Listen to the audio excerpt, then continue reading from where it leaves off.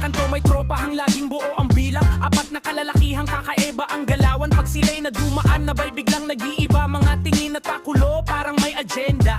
Una si Jeremy, kunwari sweet at bait. Pag mayakbay kay Eli, may lihim na pasabik. Dangin kuno ang galaw, kunwari walang malay. Pero halatang sadya, naku grabe ang banaya. Apat naman niya ako, grabe ang diskarte. Pag sila'y lumapit, biglang may arte. Pero si Eli chill lang, tropa lang tingin. Sa apat na to, ewan kung saan hahantong din. Apat naman niya ako, grabe ang diskarte. Pag sila'y lumapit, biglang may arte. Pero si Eli chill lang, tropa lang tingin. Sa apat na to, ewan kung saan hahantong din.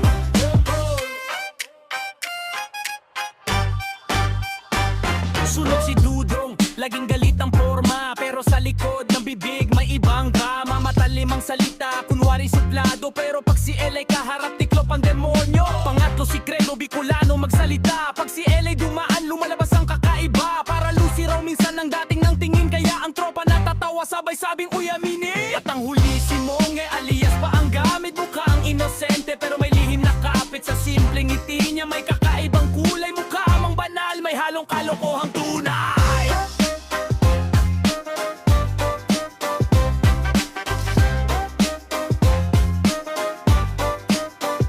Apat naman niya ako, grabe ang diskarte. Pag sila'y lumapit, biglang may arte. Pero si Eli chill lang, tropa lang tingin. Sa apat na to, ewan kung saan hahantong din. Apat naman niya ako, grabe ang diskarte. Pag sila'y lumapit, biglang may arte. Pero si Eli chill lang, tropa lang tingin. Sa apat na to, ewan kung saan hahantong din. Sa kabila ng kulit